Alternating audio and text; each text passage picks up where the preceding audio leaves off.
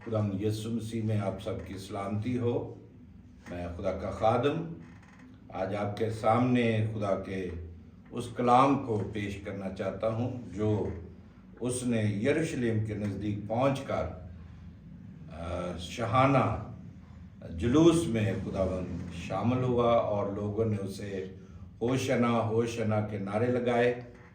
आए हम देखें आज पाम संडे के मौका पर जो खुदा मुझे और आपको पैगाम देना चाहता है। मत्ती रसूल का अंजीली बयान उसका 21वां बाब और उसकी पहली 12 आयात को हम खुदा के सामने रखेंगे। यहाँ खुदा के कलाम में इस तरह मरकूम है,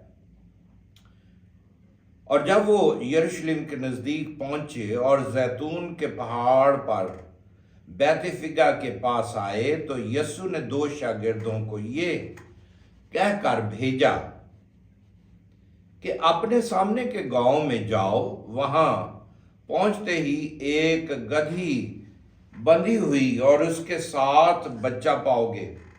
उन्हें खोल कर मेरे पास ले आओ, और अगर कोई तुमसे कुछ कहे तो कहना कि खुदावंद को इनकी ज़रूरत है, वो फिलफौर उन्हें भेज देगा।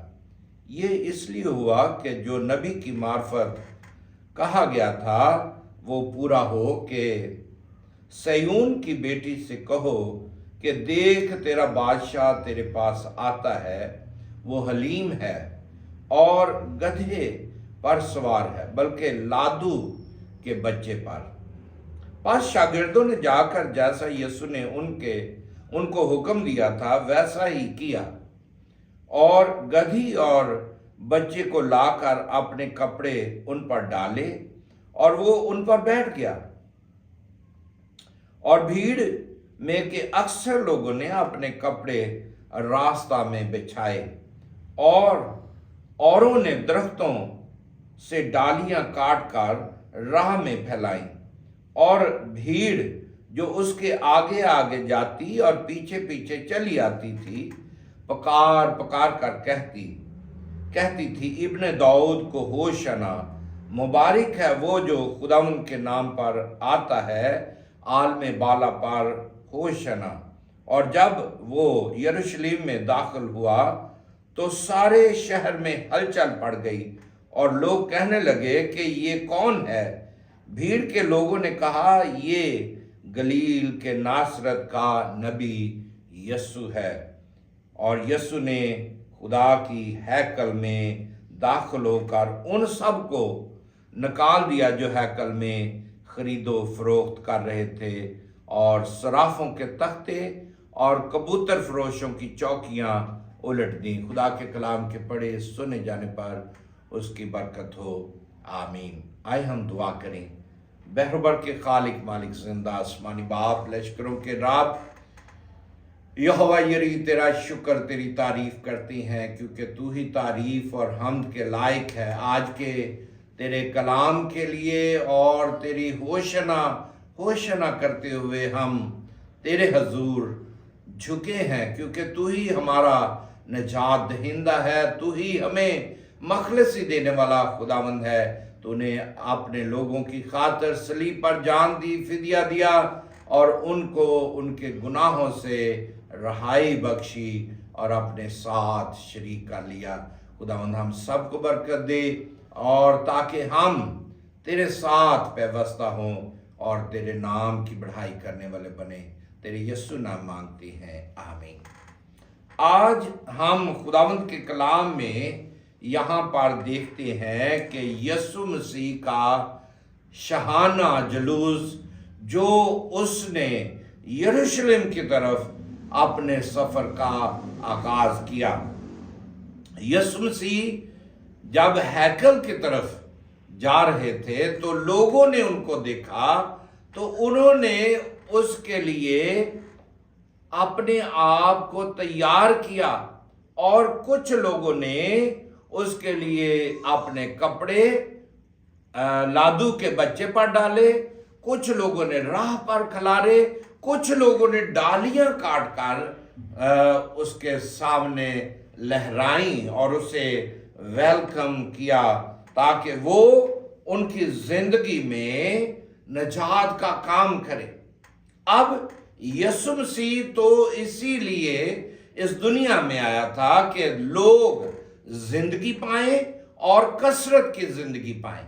یسوع مسیح زندگی دینے کے لیے آیا ہے، جو آدم کے باعث گناہ اس دنیا میں آیا، اور اس گناہ کو مٹانے کے لیے اس نے اس دنیا میں جنم لیا، تاکہ لوگ اس کے مار کھانے کے باعث، اس کے جنم لینے کے باعث اپنی زندگیوں سے مخلصی پا سکیں۔ اب لوگ جو ہے یسوع مسیح کو جو ویلکم کر رہے ہیں، اور سب سے بڑی بات جو ہے یسوع مسیح نے ایک سب سے بڑا عجوبہ کام کیا کہ وہ یروشلم کے نزدیک ہی تھا، تو اس نے اپنے 2 شاگردوں کو بھیجا تاکہ وہ اس گدھی کو اور گدھی کے بچہ کو لے کے آئیں، اور یہ بھی کہا کہ جا کر تم ان لوگوں سے کہنا کہ استاد کو ان کی ضرورت ہے، خداوند کو ان کی ضرورت ہے۔ یہ سب سے بڑی انہونی تھی کہ کوئی شخص آج دور حاضرہ میں اگر دیکھیں تو کوئی شخص اپنی کوئی چیز دینے کے لیے تیار نہیں ہے، مگر یسوع مسیح جو دلوں گردوں کا جانچنے والا ہے، یسوع مسیح جو زندگیوں کو اندر سے بھانپ لیتا ہے اور پہچان لیتا ہے اور وہ علم کل رکھتا ہے، اس نے کہا کہ میرے لیے گدھی کے بچے کو لاؤ، اور وہ جیسا اس نے کہا تھا ویسا ہی ہوا، اور وہ فی الفور اس گدھی کے بچے کو لے کر آئے۔ اور ہم دیکھتے ہیں کہ خدا کے کلام میں لکھا ہے کہ جس طرح خدا کے کلام زکریا 9:9 میں یہ لکھا ہے کہ دیکھ تیرا بادشاہ تیرے پاس آتا ہے، وہ حلیم ہے اور گدھے پر سوار ہے، بلکہ لادو کے بچے پر۔ یہی آیت جو ہے متی 21 باب اور اس کی 5ویں آیت میں یہ لکھا ہے، سیون کی بیٹی سے کہہ دیکھ تیرا بادشاہ تیرے پاس آتا ہے، وہ حلیم ہے۔ یعنی گدھا جو ہے وہ صلح کی علامت ہے، اور گھوڑا جو ہے وہ جنگ کی علامت ہے، اور یسوع مسیح نے خود کہا کہ میں تلوار چلانے نہیں بلکہ صلح کرانے کے لیے آیا ہوں۔ یسوع مسیح صلح کا منبع ہے، وہ صلح سلامتی کا شہزادہ ہے۔ اس کے بارے میں خدا کے کلام میں ہم دیکھتے ہیں کہ وہ سلامتی کا شہزادہ ہے اور سلطنت اس کے کاندھے پر ہے، وہ عجیب ہے، مشیر ہے، خدا قادر ابدیت کا باپ ہے، اور وہ سلامتی کا شہزادہ ہے۔ وہ سلامتی کا شہزادہ آج یہاں پر موجود ہے، اور لوگ اس کو کیا کر رہے ہیں؟ اس کا شاہانہ ویلکم کر رہے ہیں۔ اب ان لوگوں کا خیال تھا، زکریا کہ کتاب میں ہم دیکھتے ہیں کہ زکریا نے اس بات کے لیے اعلان کیا تھا 500 سال پہلے کہ ہمارے لیے جو نجات ہے وہ اس طرح سے برپا ہوگی، وہ گدھی کے بچے پر آئے گا اور وہ ہمارے لیے نجات کا کام کرے گا، صلح کا کام کرے گا۔ کیونکہ اس وقت اسیری کے بعد لوگ جو تھے غلامی میں تھے، اسیری میں تھے، گناہ کی غلامی میں تھے، گناہ کی مزدوری موت میں تھے، اور یہی وجہ ہے کہ اس نے پہلے پیشن گوئی کر دی تھی۔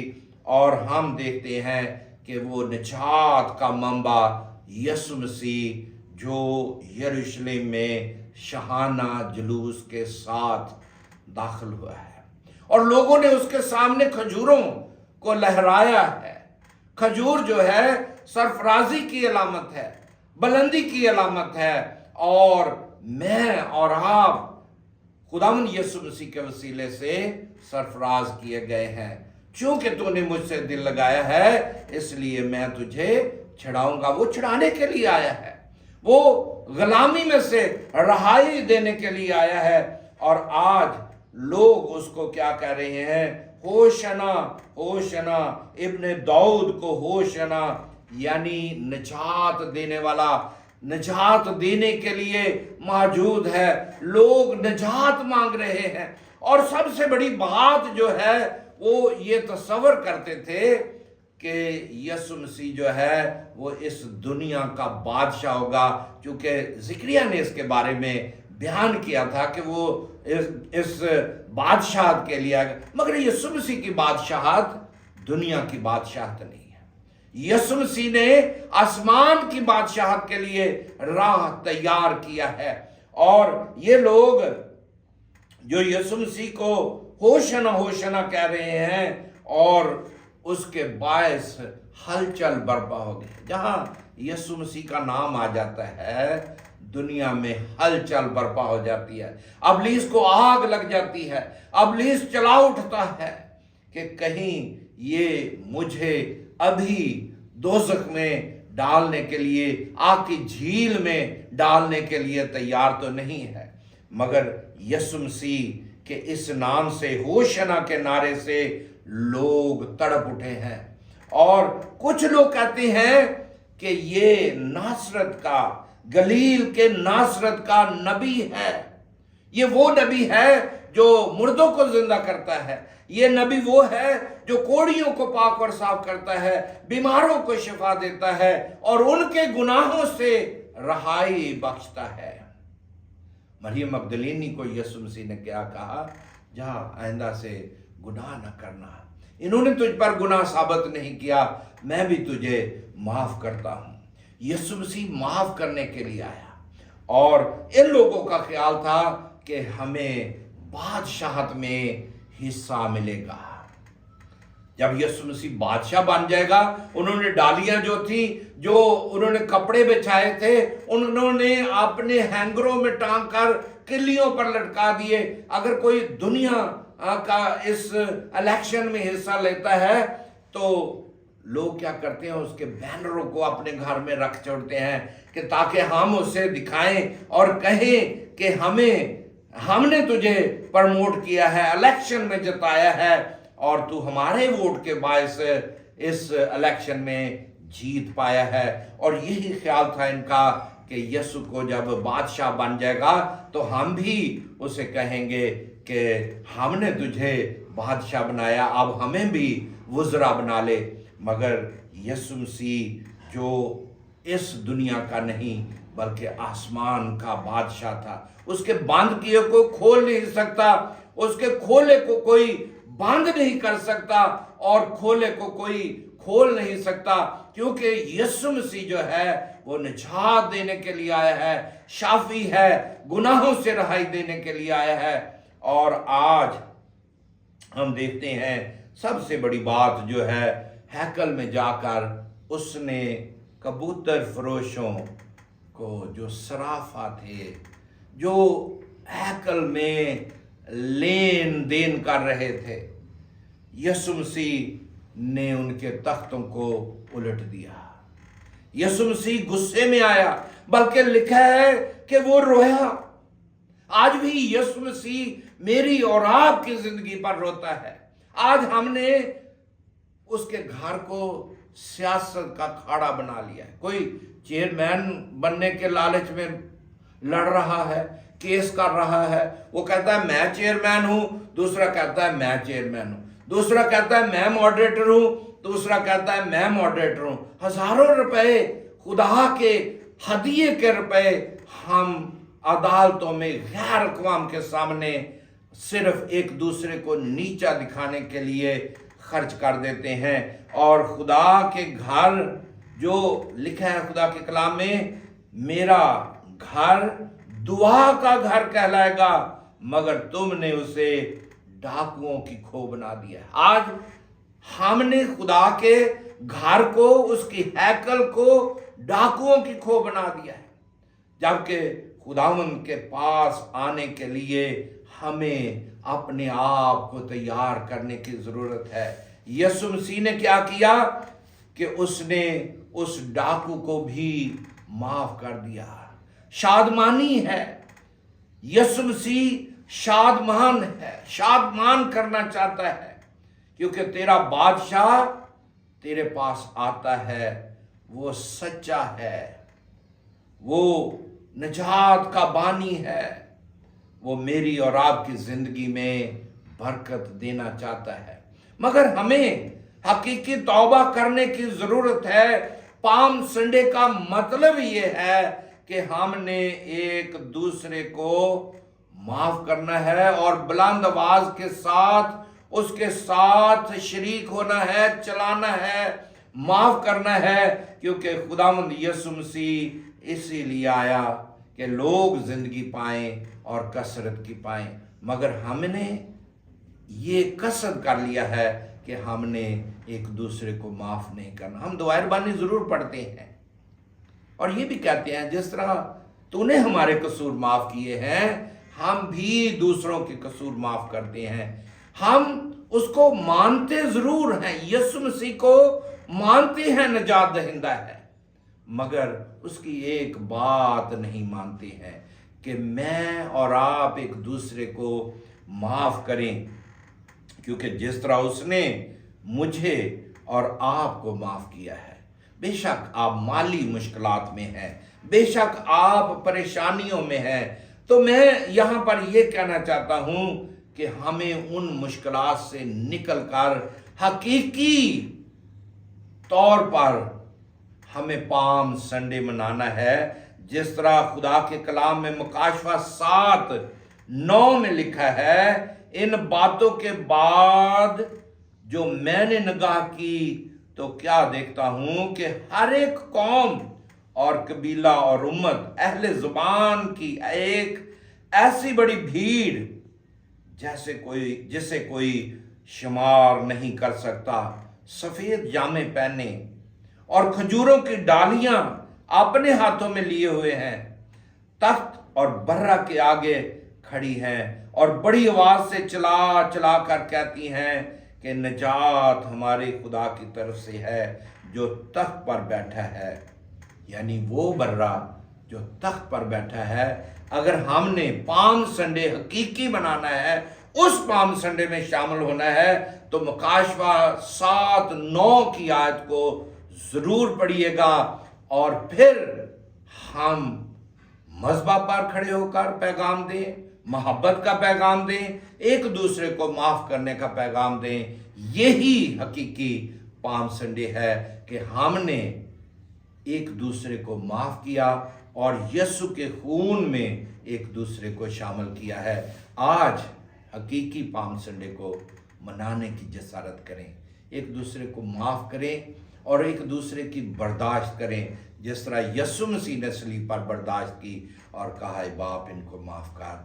तो फिर आप हकीकी पाम संडे में शामिल होंगे। आसमान पर जो मेरे लिए आपके लिए उसने जगह तैयार की है, उसमें हम शामिल हों। खुदावंद आप सबको बड़ी बरकत दे। आमीन।